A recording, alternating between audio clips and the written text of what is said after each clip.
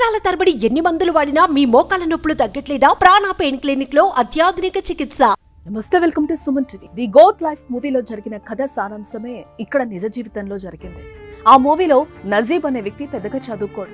తల్లితో పాటు గర్భంతో ఉన్న భార్యను ప్రేమగా చూసుకోవాలని, సొంత ఇల్లు కట్టుకోవాలనే ఆశయంతో ఓ దళారీ సాయంతో సౌదీ చేరుకుంటాడు హీరో.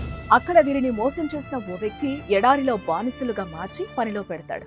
అక్కడ యజమానుల చేత చిత్రహింసలు అనుభవిస్తూ, గొడ్డు చాకిరీ చేస్తూ, కనీస సౌకర్యాలు కూడా లేకుండా దారుణమైన జీవనం గడుపుతాడు.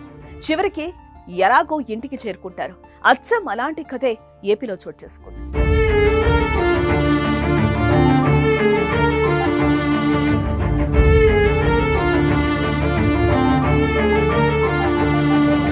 అన్నమయ్య జిల్లా వాల్మీకిపురం మండలం చింతపర్తికి చెందిన శివ ఉపాధి కోసం కువైట్ వెళ్లాడు. అయితే అక్కడికి వెళ్లిన తర్వాత చెప్పిన ఉద్యోగం కాకుండా ఎడారిలో పడేశారని ఆవేదన వ్యక్తం చేశాడు. ఎడారిలో పశువులు, కుక్కలు, బాతులకు ఆహారం పెట్టడానికి, వాటికి సపర్యలు చేయటానికి ఇక్కడికి తీసుకొచ్చి పడేశారని రోధించాడు. కనీసం తాగడానికి నీరు కూడా లేవంట.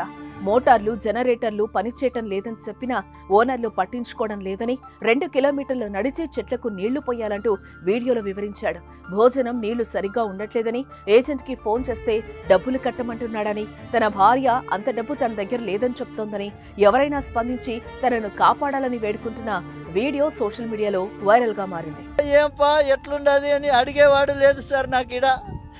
నాకు నా బిడ్డలు గుర్తొస్తున్నారు, నేను బతకలేను సార్. దయచేసి ఎవరైనా నన్ను సాయం చేయండి. ఈ కోవిడ్ నుంచి నన్ను బయటపడేయండి సార్. ఏమని చెప్పినా కూడా ఏజెంట్ కూడా కానీ నా మాట వినడం లేదు సార్. డబ్బులు కట్టు అంటున్నారు. నా కాడ అంత డబ్బులు లేదు. సింగ్ వచ్చేస్తే కువైట్ లో తెలుగోడి బాధపై ఏపీ మంత్రి నారా లోకేష్ స్పందించారు. బాధితుడిని ఇండియాకు తీసుకొచ్చేందుకు ఏర్పాట్లు చేస్తామని, ఇప్పటికే టీడీపీ ఎన్ఆర్ఐ టీమ్ కు చెప్పామని, కేంద్రంలోని విదేశీ మంత్రిత్వ శాఖ సహకారంతో బాధితుడిని రాష్ట్రానికి రప్పిస్తామని హామీ ఇచ్చారు.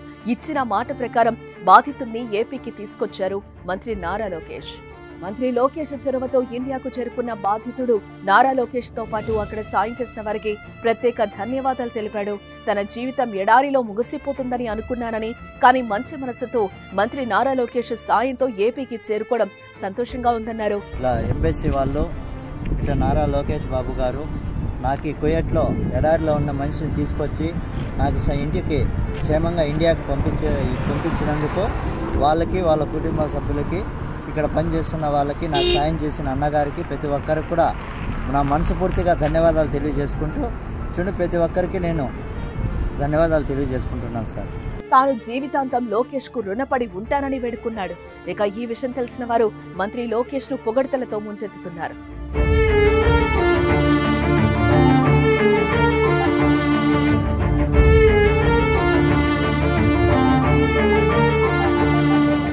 సుమన్ టీవీలో మీ పర్సనల్ అండ్ బిజినెస్ ప్రమోషన్స్ కోసం కింది నెంబర్కి కాంటాక్ట్ చేయండి.